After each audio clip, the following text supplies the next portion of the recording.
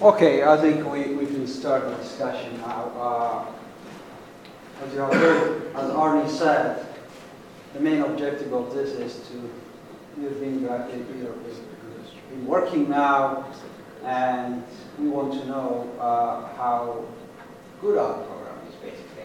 And this is based on, it is related to ABET, because ABET requires that we have some kind of assessment of what they call educational objectives. And this assessment is usually done when we have graduates. You have two kinds of assessment. One is when students are in the program, and the other assessment is when students are graduated and they're working to see how they met the objectives of the program. Therefore, we have prepared some topics for discussion here, mainly to see, as you would see, the questions are to see how we did well in terms of our program, and how can we improve our program, and what do you think is lacking in our program, and what do you think is the strength of our program. This is the kind of discussion that we want to have. And at the end of our discussion, we're going to give you also a survey, which is an anonymous survey. We have taken out the names, and you can write whatever you feel, really. And also here, I want you to be very blunt.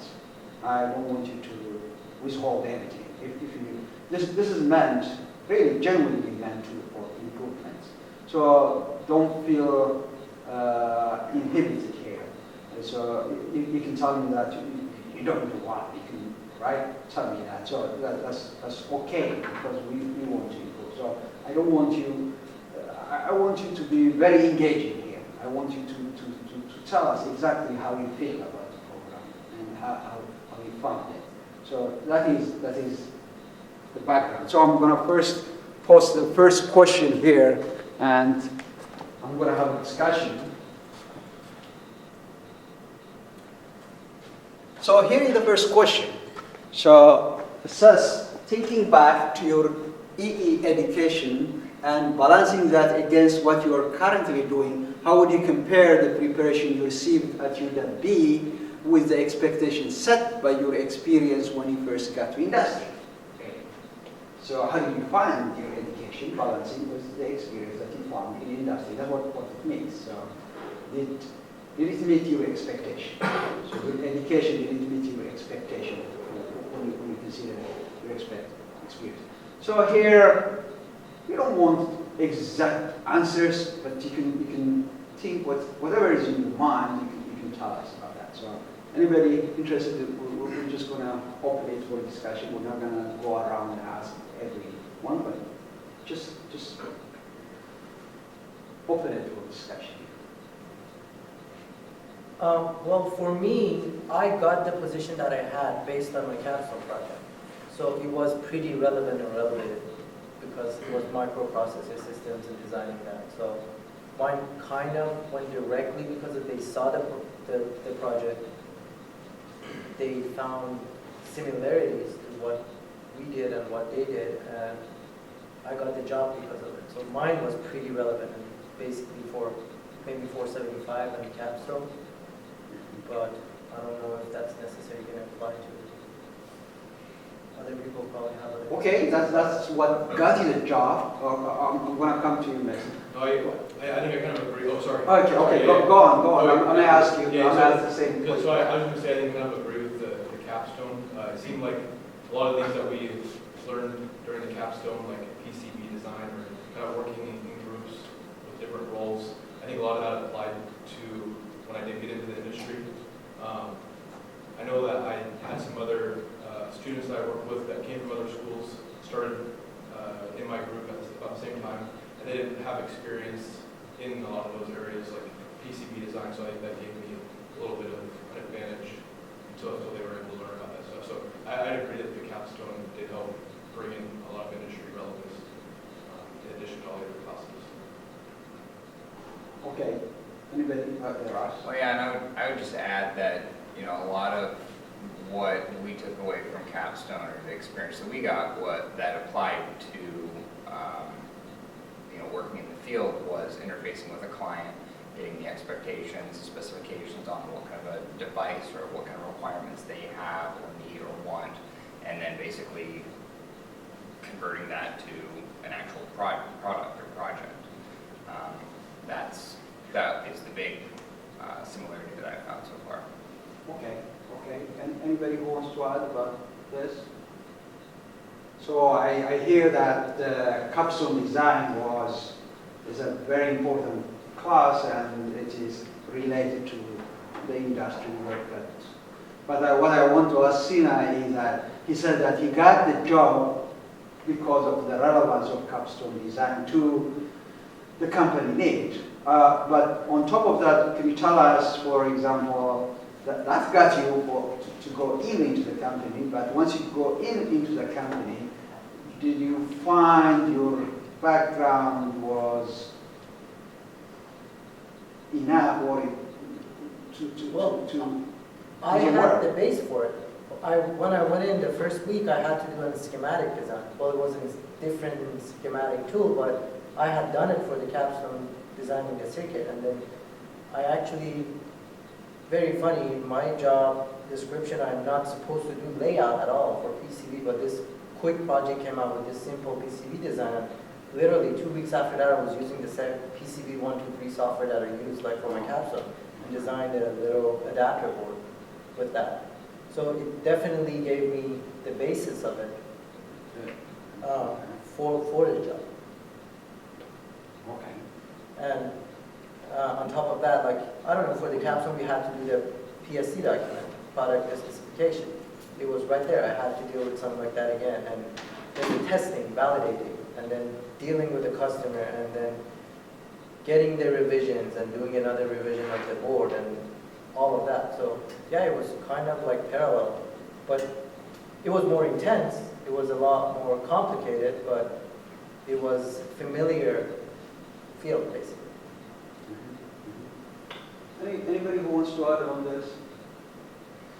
I would just add that, you know, along those same lines, and I can't really think of specifics at the moment, but you know, we at UW worked with so many different types of software, you know, whether it was PCB design or the logic analyzer stuff or the different coding environments. And you know, a lot of the different jobs that I am either applying for right now or that I've been involved with in the past, they sometimes will have their own proprietary software, but you know, being able to list on your resume that you've worked with 4 or 5 different kinds, it's pretty much a shoo-in that you'll be able to pick up, you know, some new software pretty quickly. So I liked that aspect. Anybody who wants to add their expectation with what they're doing now, or their education with their expectation or relation to the experience that you found in company, how related they are, or how the education was helpful? Was it aligned to what you do in most cases? I was going to say also, I think that just the general lab experience was helpful in kind of conceptually understanding how a lot of electrical design works. I know that I work with others that, you know, can be really good at calculating and technical engineering, but being able to actually look at a design and just right off the bat be able to tell if something looks like it's designed properly or there's an issue with that because of the calculations. I think having the lab experience helps you kind of build up that conceptual understanding of how things work. And then of course you can do all the math and calculate it as well, but also like the lab was helpful too. Okay, okay. Anybody who wants to add? So the lab experience also is very important, and all the mathematics, calculation, all this, even though it doesn't come exactly directly related to work, but it just helps you to understand things, as I said, from what I understood. Any more thoughts? Okay, we'll have more questions. In fact, let's go probably to the second question.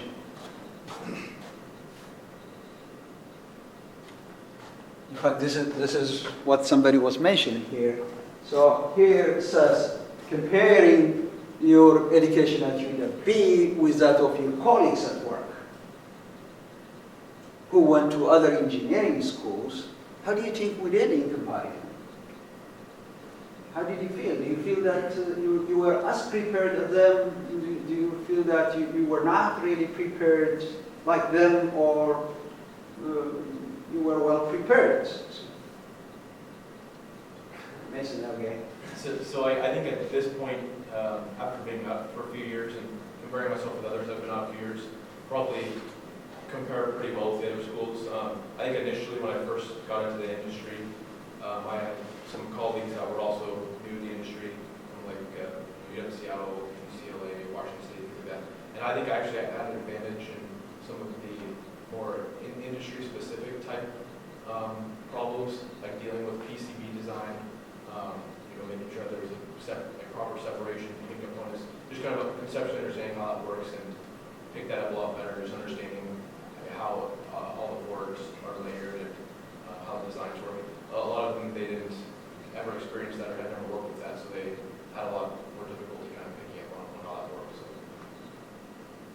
So this in Mason's experience, he felt that he was, in fact, better prepared than his colleagues when they started at work, yes. Well, for me, it was there were both sides to it. I seemed to be more prepared industry-wise, like as an engineer. Okay. I had more, I could use my hands better, I could use the tools better, I could use solder, desolder, look at the board, and then debug a board or do the PCB design and schematic design that they didn't have. But one thing that they seemed to have more was a more theoretical understanding of, like in my field, like microprocessor units and the MMUs and how the mapping and all that stuff works, which I think it was caused by the couple of courses that it was offered to them and they had to take for their embedded and I hadn't. But for the most of it, when it came to the lab and doing the engineering work, I was ahead. I could pick a board and just open it up or reroute it and do all the stuff and understand the whole like component libraries, what it takes to actually create a component, change the component, cells, and all that stuff for the tools and stuff. So definitely not behind. It was an advantage. Okay, so from what I understood from Sina, what he's saying is that he was prepared at the practical staff, doing the work, engineering work, but he was probably less prepared than his colleagues in terms of the theory, and he's mainly attributing that to probably taking only one course in embedded design, while other schools may offer several, 2 or more classes on embedded design. Therefore, that probably could explain why he felt a little bit not as well prepared as his colleagues in terms of the theory. Any other suggestion here? We didn't have the same, like if you looked at UW Seattle, they had different tracks, and our EE program when we went through didn't have the tracks, or didn't have that same sort of division that early on.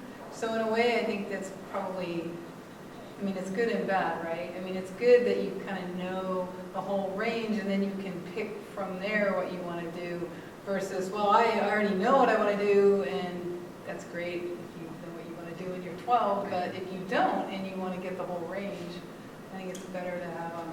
Yeah, that could be the reason. When you have special tracks, it means that you can take courses in the same track, several courses in the same track. But what we have here is we have a more general program, and when you have more general program, you have to take classes in different area, in several areas, and in a way it gives you advantage because you can probably get employment in any of these areas, but also on the other hand, you probably are not as deep as the other people who are in only one track. So that's what you're saying, I guess, right? Yes. Yeah, I think this point, it's the same thing which I will focus on one point, that's communication and networking. So when I graduated, I tried to go that field, but I felt it's not enough in media.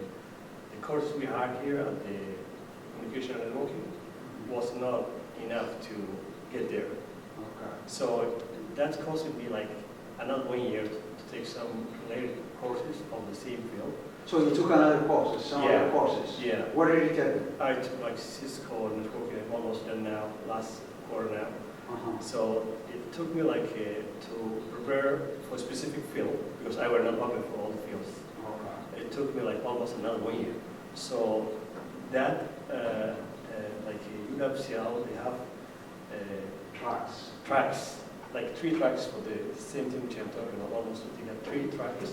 So if we would have like that one, we were supposed to be more prepared maybe.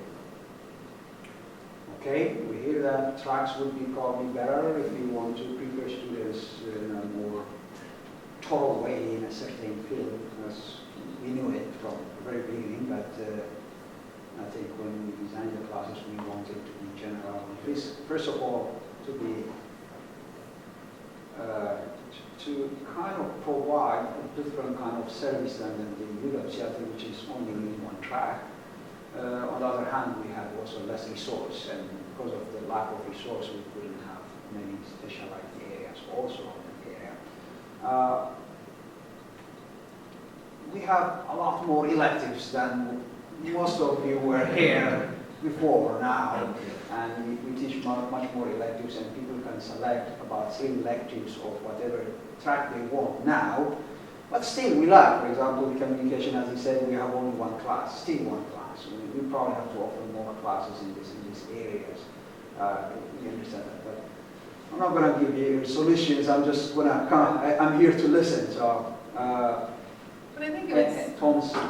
So I actually like the whole, like more general. You like the general? Yeah, because I felt like I got like a bigger picture of everything, rather than just focusing on one thing. And that helps in my field. I'm more on the systems level for electrical. And so I touch on transmission lines and antennas and AC power generation and DC power. So it kind of helps that having all those fields, having that broad knowledge, be able to pick up any part of the system, be able to talk about it. Definitely, yes. I think there is pros and cons. As you can see that in some case also, I think the general one is helps. And then if we're engineers, so we were taught how to solve problems. Right? So if I need to look at antennas more deeper, then I'll pick up a book or go do some research and just pick up on it. Yes. So there are pros and cons. We can review a lot about this one. We can debate about it. But I think, of course, we just want to hear different opinions. But that's a very good opinion to hear. Yeah, well, it's kind of on the same topic. I'm going to hear more about it. Yes, yes. What's Okay, so I was I also agree that at that point in my education, I feel like I didn't know which direction I wanted to go, so it would have been really difficult to pick a track. And I feel like that almost kind of limits where you work out. Like if you chose a medical device track, you would only be pretty much limited to just the medical device areas. Or if you picked like power generation, you probably end up at like a utility company or something like that. So I feel like it kind of limits where you can work at that track. So definitely.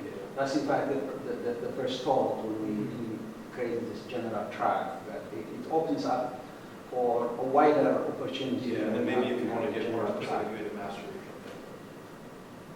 So, but if you compare it with colleagues, let's come back here. Compare with colleagues. Sina said that his theory was probably a little bit lacking. Any area which you think was you were kind of felt a little bit lacking in any general area or?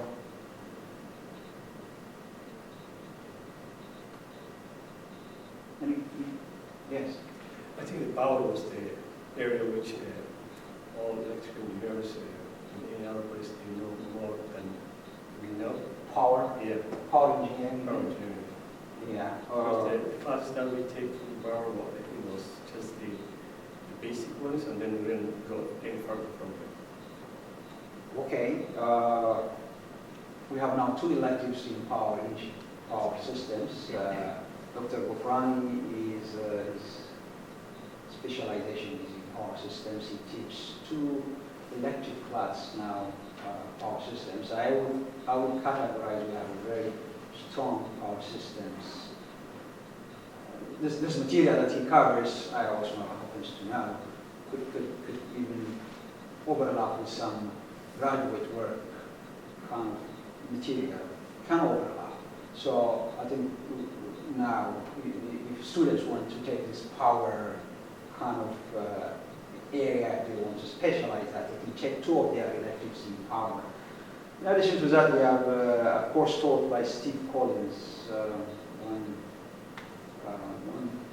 fundamentals of power. So we have now kind of several power classes if people want to. But in our core classes, we don't have, except in 215 and 233, you learn a little bit about what electric circuits are and what power itself is. You don't discuss about transmission and generation of power and all that. We don't discuss it. But we have, for people who want to specialize or want to take this class. Yeah, but that's also an important field now, in electric classes. Any more thoughts about this? Okay, then I'll move on. Some more, in fact, several of them.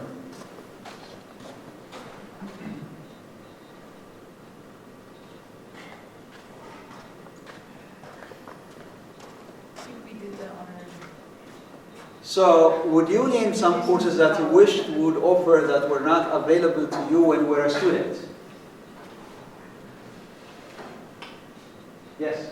I would say that for us in the EE backgrounds, we have a lot of strong backgrounds in the hardware design, but the software portion for me in particular was probably the weakest point, because for kind of go back to the capstone project a little bit, because our project was very heavily based on hardware design. At the same time, the software design portion was up there as well too.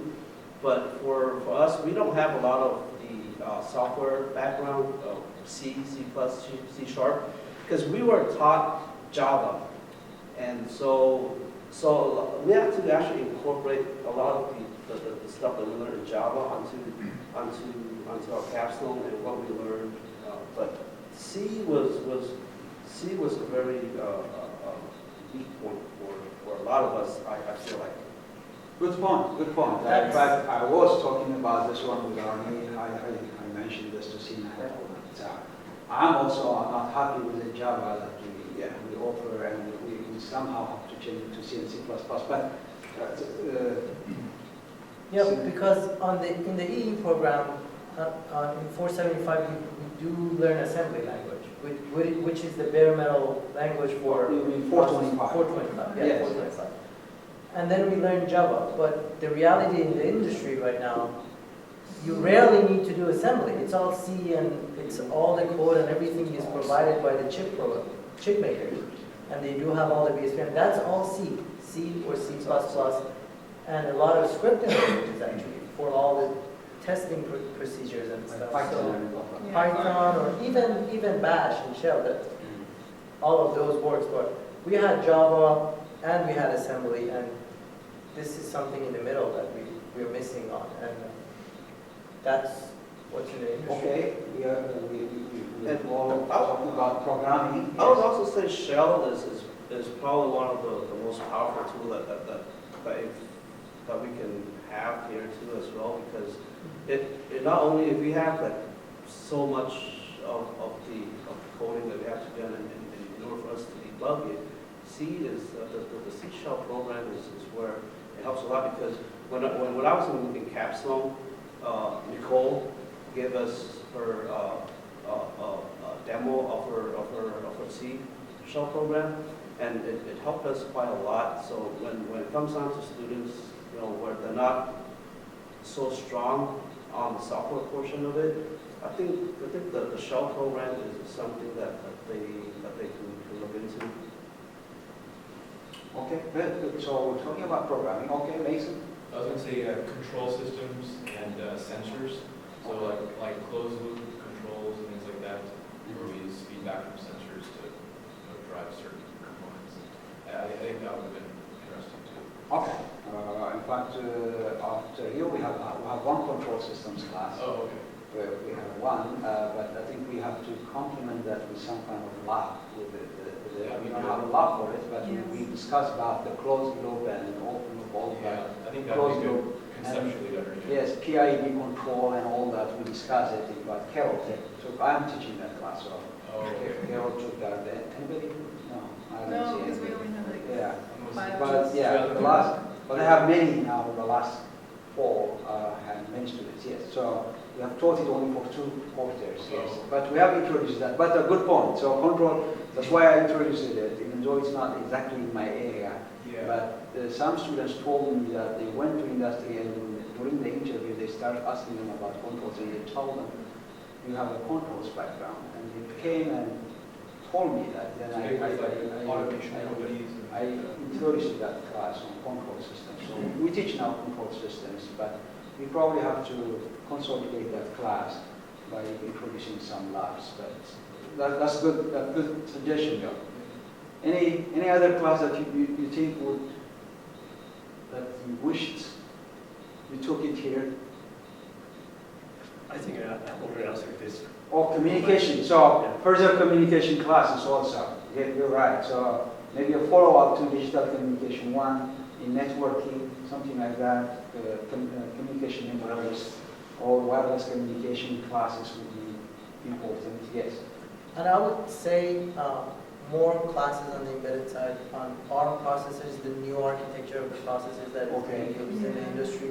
So ARM processor-based embedded or any other processor. Yeah, the type one of because ARM. what we were studying it was those are all. So you mean at least a follow-up to the first embedded design, Right. An electric one would be probably Exactly. better. The one we have is a required class, and if you can have an elective and interested students can take that, right? So a follow-up to the embedded design class that we have. Any other class that you think would have benefits to you if you were to take it here? I think it would be helpful for some of us who don't just want to dive into software, like on the board layout. I mean, I felt like I was very ill-prepared to even start it at the beginning of the capstone. So I think maybe over the summer or whatever, you can have a class that's just like, let's go through some of the tools instead of just going, hey, learn it, you got, it's due tomorrow and you got to learn the software in addition to figuring out what you're doing for your program. I think that would be helpful to just get a little more confidence in there and understanding. I understand. In fact,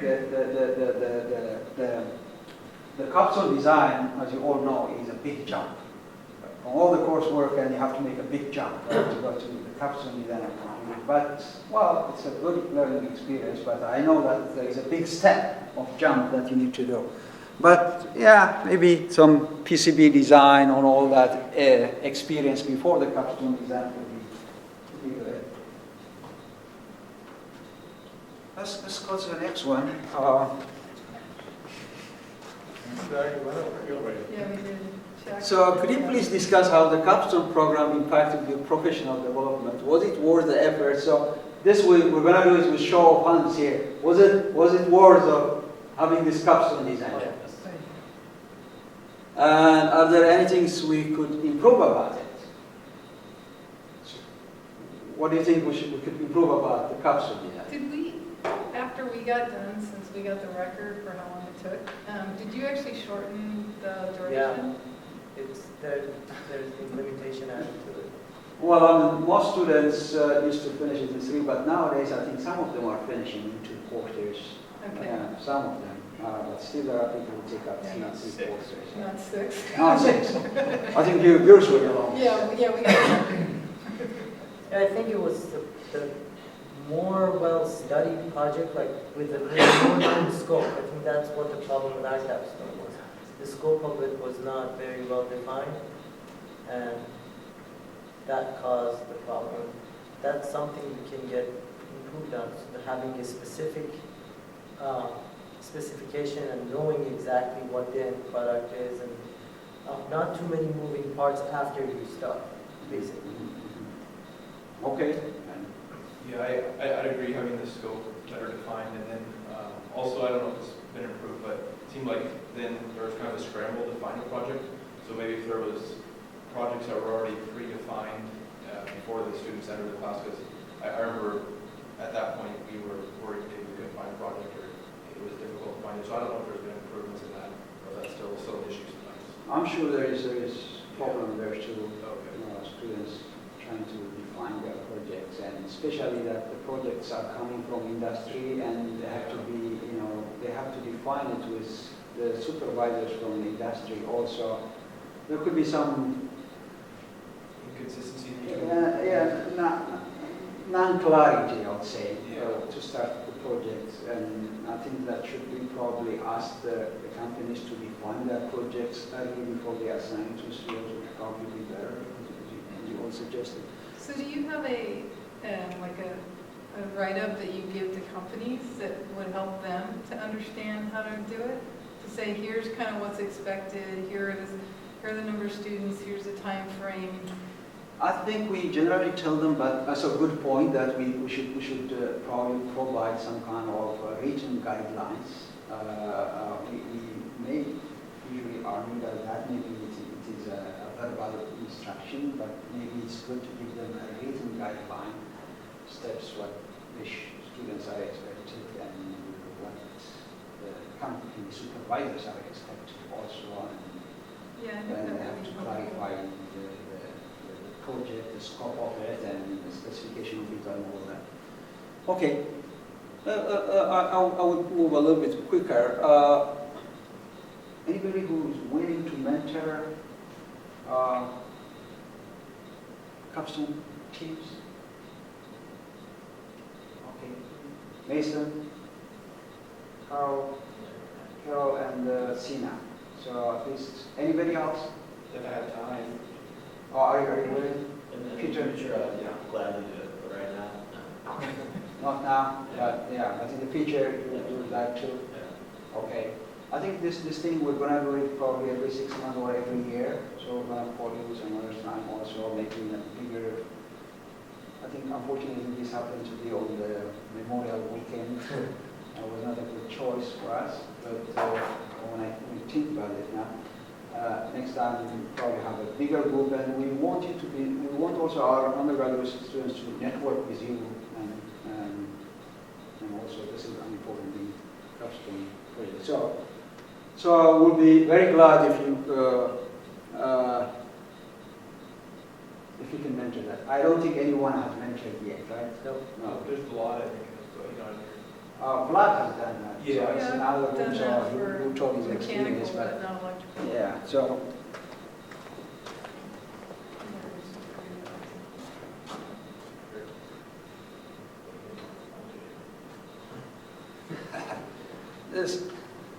Those questions are probably look a little bit repetitive, but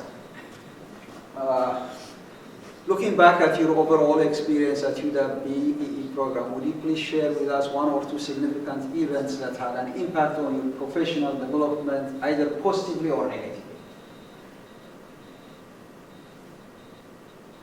Anything that has impacted your professional experience in a negative or positive way?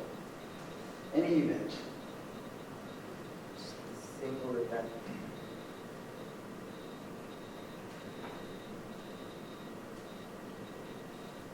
I mean, not a single event, but my involvement in the IEEE program. What was a good Yes, experience? it's pretty interesting. Would like you to come for some IEEE meeting and tell the students here. That's very important. And I also, if you guys have time, I want you to come to some of the IEEE meetings, and probably some of you could talk also about your experience at work and what you're doing, and probably present your whatever project you're doing generally, and talk to students. And this is, you can inspire our students, so it's very important. Any more?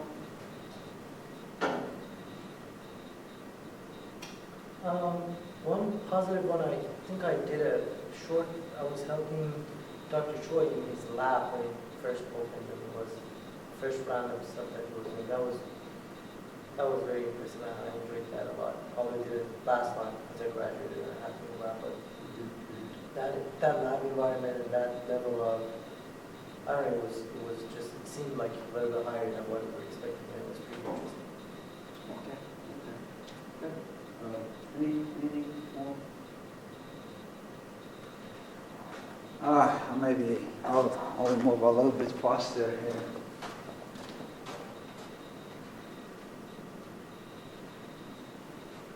Oh, this is important.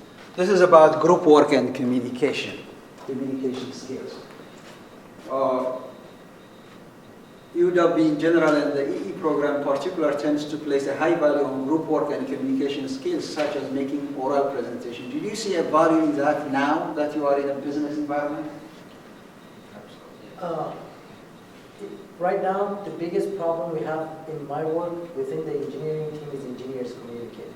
The software team with the hardware team, with the application engineer, with the project manager. So It's an ongoing in the industry, like how to communicate and how to kind of like, the software engineer, how to tell me what he means by whatever his language is in, and just going back and forth. That's everyday challenge. And my company, we are actively working on it to just make this communication more efficient. So it's important.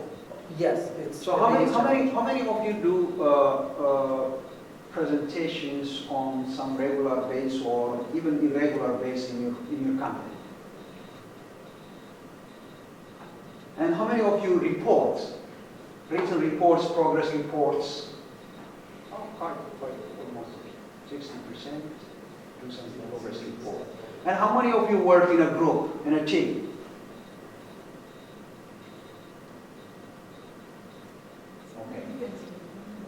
So do you think that the skills for group work is very important? Oh, yes. Yeah.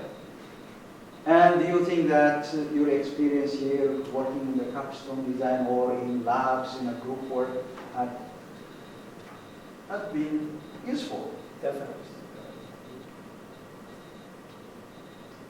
So many of you agree on that is a useful thing. So Yeah, the capstone one was basically the good one in that, because not necessarily everyone had to be a design engineer on it. We actually had project managers, and that's you learn. Like, okay, the project manager says this is your timeline, that's his job to keep it, and you follow that. So I think before that, yeah, when you're in the lab, we all doing the same thing basically, just getting parts of the same project. Like do this part, you do this part, I write up this part, you write up that part. But the capstone was the real world of it, that no, you don't, nobody else will write this document with you. Somebody else will look over it. You write it, somebody else will look over it, and somebody else will push it to make it. So that was very, very useful compared to other labs. Yeah, their capstone was good. It was really helpful because we got to communicate like all the different types of things going on. There was the software side, then we had the electrical hardware side, and we also had the mechanical side that we didn't learn about. And then we also, looked at the business and marketing side of the product. And so kind of just being able to, farm out the jobs to each person in the group, and then having to communicate together to have that be on time.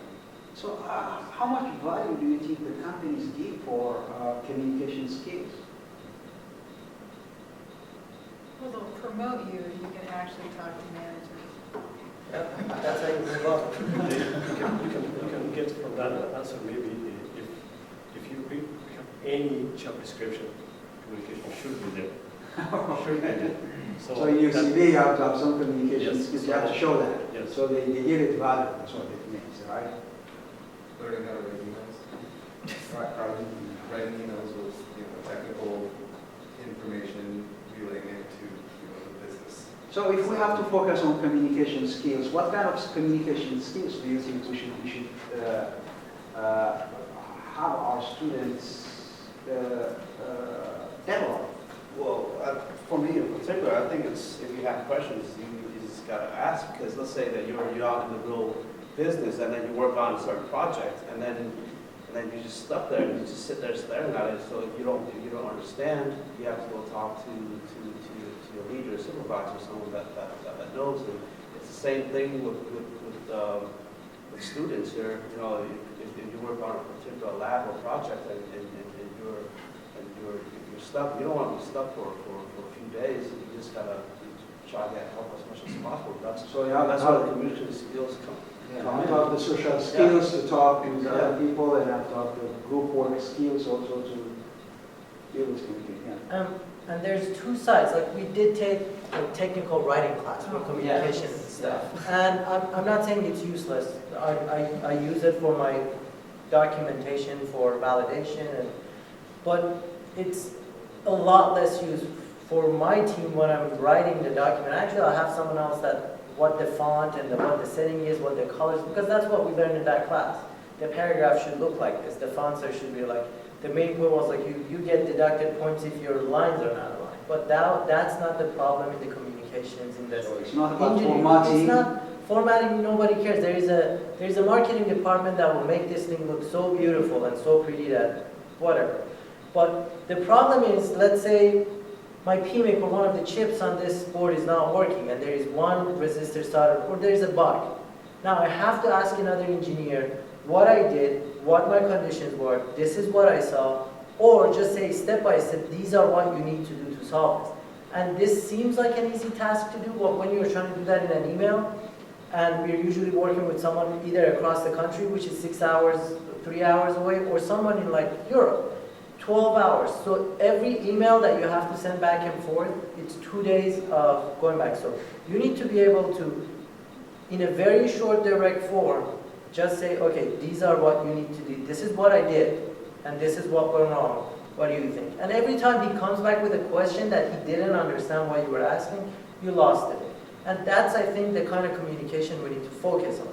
Other than what's the formatting, or what's the font of this, or the image has to be this, or the table should look like this. Anybody who collaborates with people who are in remote places, in other places, and you never saw them, but you just communicate with them. So you need communication to really communicate with them, right? So. Yeah, well, I would agree with that technical writing class, because I would say what you really need to know is how to write proposals, how to do assembly instructions, how to detail out, like Sina said, what they're doing, what the questions are, what you need other people to do. And that would be a much useful task, or much more useful skills than what was in that particular technical writing class. And I think you could really focus to figure out how to present technical information or even technical information to non-technical people, which is the other thing that we really have, is how to present it so they don't, for an engineer, you say, oh, I have all these problems, and they're like, oh my God, the sky's falling, and you go, no, I can solve all those. This one is the critical one. This is the one I need resources for. So I think how to rank it, how to present it to management, all of that kind of stuff would be very useful. So not focus on formatting and this, but focus on the content, what you want to write there. Yeah. Okay, let me go.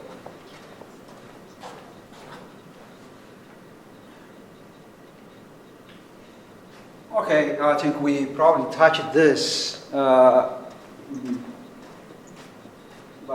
let me ask you, thinking back to the core courses that you took, what, in your opinion, were the strengths and weaknesses of the sequence? If you were suddenly on our curriculum committee and could change the core curriculum to make it more relevant for you, what changes would you make? What courses would you remove from the core, add to the core, leave alone, or make significant changes? I heard about that programming. So from Java it has to go to, we change it to C and C++. And I've heard about all the elective classes that you mentioned in digital communication and Mason mentioned controls, power and embedded design, all this. And some of you are now also mentioning about this communication should be probably content rather than into formatting. Any other class that you probably you think should be removed? We don't want this. I think this was not relevant to electrical engineers. Or is there any class would you want to be changed, modified? Yes. Personally, I would have liked to have taken some robotics classes. What classes? Robotics classes. Robotics. Okay. Any other suggestions? Just for the sake of the importance, C++ classes, in case we didn't say that. Okay. See, I went to Belgian College, so I got C++. That is, Yes. So the other thing that I would add from an industry standpoint, which is all the environmental regulations that are actually impacting electrical engineering out in industry, and how you deal with Environmental regulations. environmental regulations like RoHS and REACH and WEEE, and what that does in terms of your design or recyclability of your product or modularization. How would you impact your design if you were to make it such that that was easily Well, this about regulation in general, standards, regulations, and all this. It could be environmental, it could be. Yeah, I think that actually impacts your designs more than you you want a realize. class for that? Well, if you're in medical, Okay, that's listen. one thing they're covering, actually. I was thinking maybe a class that, it might be more of an elective, but something that focuses on just new technologies that are just hitting the market might be kind of interesting. I think. Like what? Well, I can't think of a specific example in my head, but there are just a lot of new technologies that, that hit the market from, that impact electrical engineering. I think it'd be good to be on top of that stuff. It seems like a lot of the curriculum we know is based on the fundamentals, which is really good, but maybe one class where we focus on. Like printing circuit Think of an boards. example. What was it? Well, there's the new flexible material for printing circuit board. I mean, Sure, there's, yeah. and how you could impact in your design versus a rigid Okay. board. Well, we have, we're having in the graduate classes some MEMS and biosensors and all these classes. Maybe in the future we are also just hired a person in the area of this area that I'm talking about. Maybe in the future some classes could be introduced in undergraduates. And Lawrence Lam is also interested in, Dr. Lam is into that area, and in the future, maybe. And Dr. Chori also is in flexible electronics area, and these are probably good areas, good suggestions. We can probably in the future put them. Yes, there. I think 271 should be restructured. I think it should be using Xilinx instead of Quartus. I think Quartus is kind of not very good after using it through my capstone. Oh. And also, like, I had an interview and they hated Quartus. And I think Xilinx is just much more. Much more to the industry. Right. Okay. Okay, good suggestion. Instead of Quartus, we have to use Xilinx boards and PGAs of Xilinx. Okay. Yes. Yeah, since this is the undergraduate course, it's important to have an internship as part of the program. Internship as part of the program. Yeah. Okay. So So what do you mean? So as required or as elective? Maybe Be counted in credits. Because Counting as a credit. there's since it's evening classes, there are a lot of senior students who are already in the industry or that, so it's not a good idea maybe to be required, at least elective. Okay. So we have discussed about it in our meetings. Yes. I know one of the things that I brought up earlier about communication and how to communicate with non-technical or people with different backgrounds. Since we're all EEs, we all kind of communicate kind of at the same level, I guess. So maybe having like a hybrid approach, maybe you guys have like a course offer where it's half EEs, half computer science students, and you work on projects together, since a lot of us probably work with computer science as well, and you can understand their end of it too. Maybe some kind of hybrid approach. So more of presentations or writing. Yeah, or maybe working with like other students that are in other majors. Or Might maybe be kind of like project or elective what? class or something where we Maybe work on project, me, like a half computer science class, half Yes. EE working on some project together, Projects. or something like that, like cross-functional type class, Okay. but as like elective or something. yeah. Now we have a computer engineering program, by the way, which is a hybrid of electrical and computer science. We have a degree in computer engineering. So then those CE students are going to do custom projects with our EE students to combine that in their custom design. Okay. So this CE students are half electrical, half computer science. Okay. Yeah, that was just my suggestion there, because, you know, when we did our capstone, most of us is LD. And so one of the suggestions that kind of brought up when we were doing it was that why not bring in some software people, some software students, and have them join the capstone and start to that way, you know, Good idea. it helps a The lot. only problem is that the CSS is a different program. So CSS doesn't have capstone. They have what they call internship. They go to industry. So to ask them to join us in capstone, they have to change their curriculum. It's very difficult to control it. But the computer engineering program, as I told you, have a capstone design exactly like ours, and they are joining with our students to do their capstone projects. So are the mechanical engineering students? They will have their own capstone, similar to ours. Therefore, in the future, they might do some capstone Because you projects. could do that for the robotics very easily. Yes, they can. That's potentially possible. But CSS doesn't have a capstone project course like us. So slightly different. So these questions are very, very quick. So let me probably do it by show of hands. Is the fact that our program is ABET accredited being an important factor in your employment? Oh, yeah. Did they ask you that? They said yes. Is it ABET accredited? 80% of the jobs that I was applying for required. Yeah. Yeah, they just say it in a job. Yeah. They just assume. So you think that it is important Oh, yeah. that your degrees are from ABET accredited, right? Yeah. So that's good to hear that.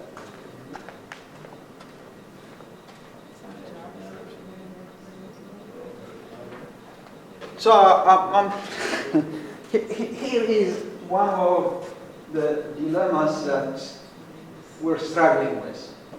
There is been noticed there is a lot of academic misconduct these days in the program. Anybody who has any thoughts about it? So what's happening is that students they have solutions from all textbooks and they just copy the solutions of homeworks and they submit, turn in, and students are having solutions of all homeworks and homeworks when they are posted.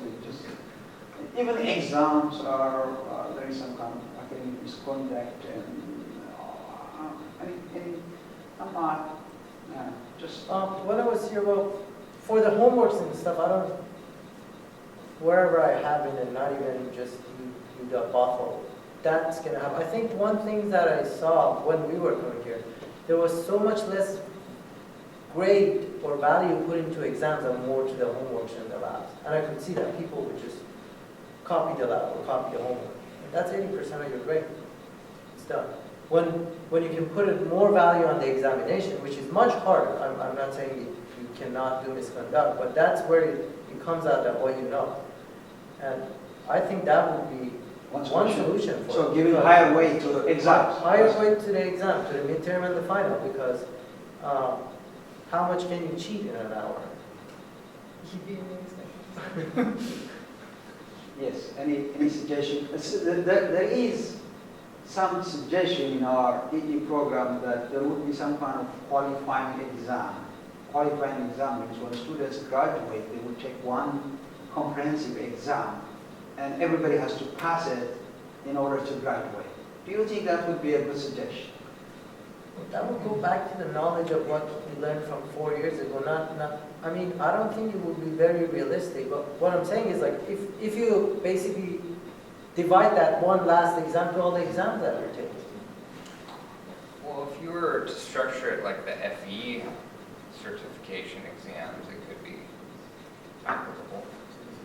You know, So- that's one thing I've been preparing for is some people were calling it the EIT, the engineering EIT, training yeah, stuff, I know. but I've heard it called the FE here. Basically, where you have a book that is Yeah. this is the book that you have to use. You basically have to memorize the book, where all the formulas are.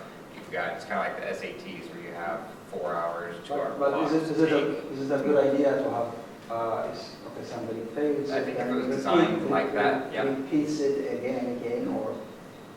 I don't think that would probably be a good idea, just because at that point, a lot of people are already in a big rush trying to finish their capstones, and be stressing with one more thing, it could cause them to not. Yeah, Oh, so it would be a big burden. I don't think that that's just an issue here, it's probably spread wider across all schools. I mean, I went to U of Seattle too as well, and they don't do anything differently than here, so. Well, It was more there than here. Yeah, Because there was like agree. 300 students there, and everybody had.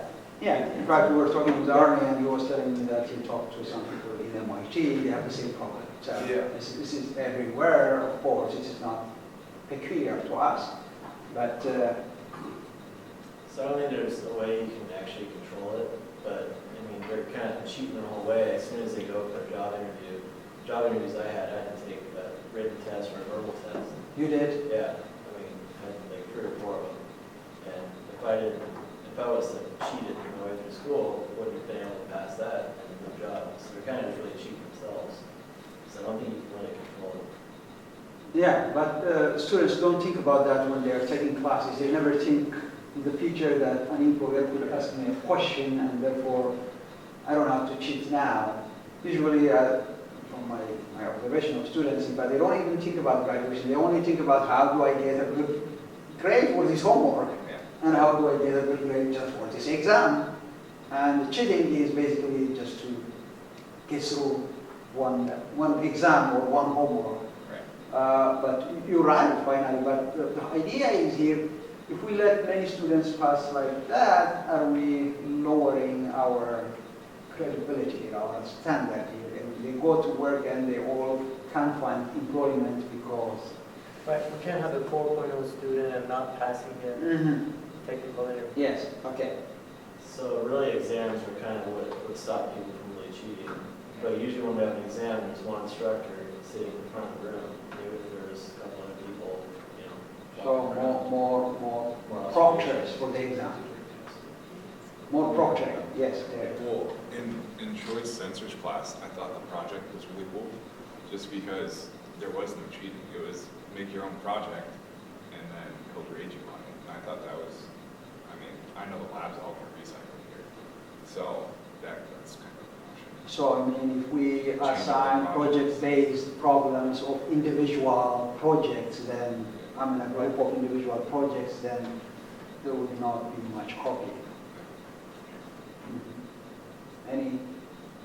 So, most of you don't seem to agree with the qualifying exam, but we have to find some other way of, is that what I'm hearing? Anybody who supports a qualifying exam?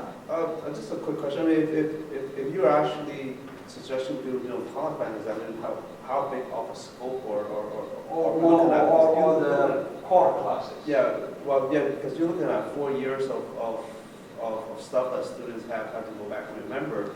But if you do like qualifying exam or something basic, not like circuit theory or whatever it is, then I think that's capable. Students are capable of doing that, but I just don't see it happening on doing that kind of big of a scope for the core classes. I think it's more trouble than it's worth. You know, one thing you could do instead of just like, here's a problem and solve it, is like maybe, I mean, it'd be hard to grade, but just more competent, like explain how you can solve it. And you could actually see if students are understanding the actual. They will copy that from the other guy. The other guy is... Like writing, like a paragraph. Oh, yeah, you'll be that's surprised. what it's like. Oh, okay. They got it. Let me tell you that I was teaching 341, and I try to change the homeworks, if you have seen from YouTube, but sometimes I repeat the previous. So I repeated this time, and homework 3, I see completely my solutions that were would be a test. my solutions were copied, including like dividing 1 by something. I did a mistake in the solution. It was just exactly copied. Just like when I write 1/2 is instead of 0.5, if I write 0.25, that's exactly copied, 1/2. So there are people who do that. Then I have to check really the homeworks again. So Yeah, well, I meant like more if you did the actual qualifying examination, you could do more written things. Because I don't think you can copy a paragraph on the fly. okay. You could post incorrect keys on the internet and all the cheaters would find it, and then you'd find they're all incorrect.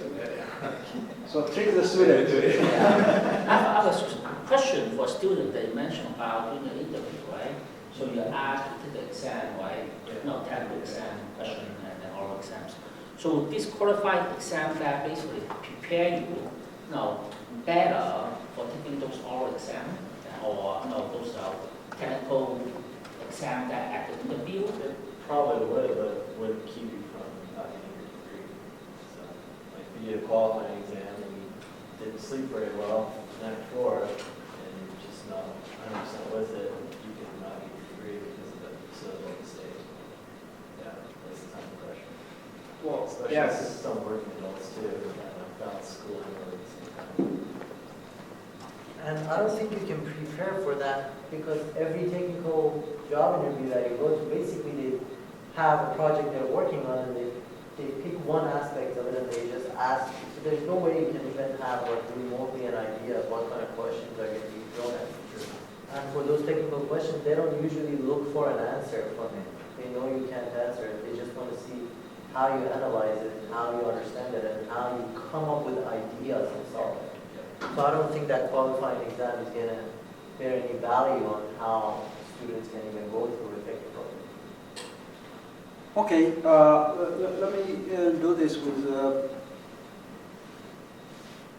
show of hands here. Do you think a PE preparation course have any value? PE is professional engineering. If we have a preparation class for that, a class for that, for preparing. Do you think that? Well, let me ask you a question. When I was applying for jobs, it popped up in some position that they require PE, but then when I went to industry, I found that just passing that class is like you have to be working on a PE certified engineer. Under a certified PE certified engineer for a couple of years. Yeah, They sign up for what they meant here, PE, is that the EIG, the FE. First you have to pass that FE. Right. Then you have to work under the professional engineer. So that's what we're talking about. Not exactly PE, but FE. Okay. That's the FE exam. Then you have to take the PE exam. So we're talking about the FE exam. I don't know much about it. It just takes everything you've learned. I mean, it's got thermodynamics in it. It's got It's all a sciences, comprehensive chemistry.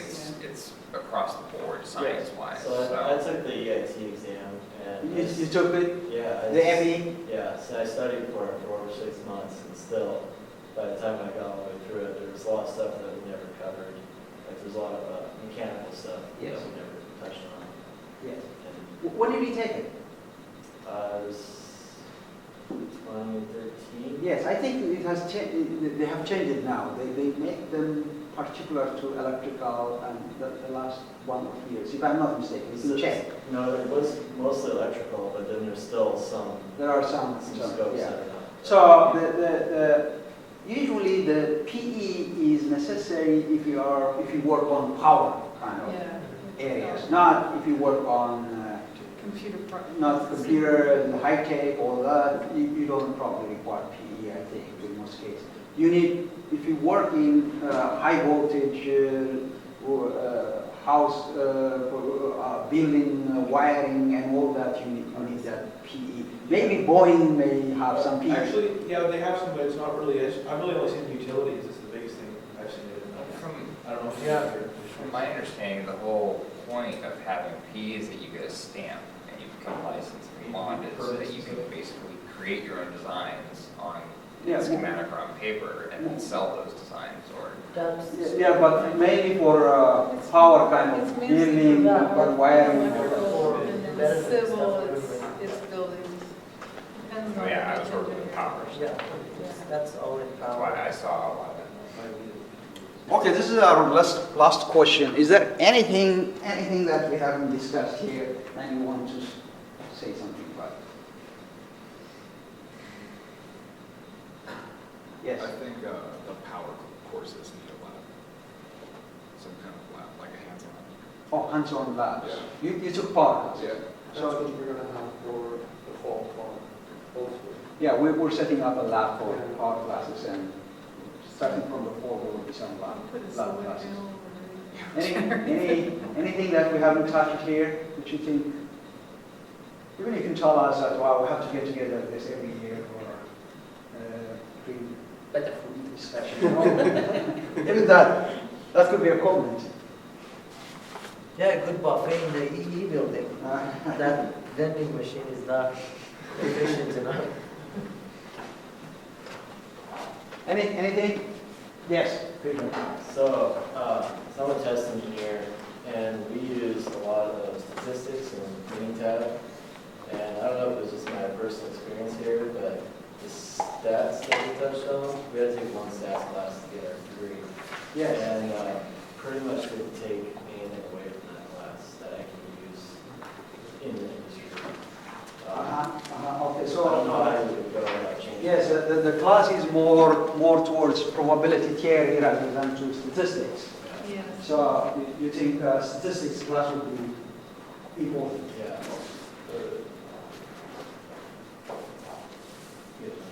Well, and part of it, since he's a test engineer, it's also how to design the test. To Yes. actually put it in their real world situation. I'm going to give you some hints.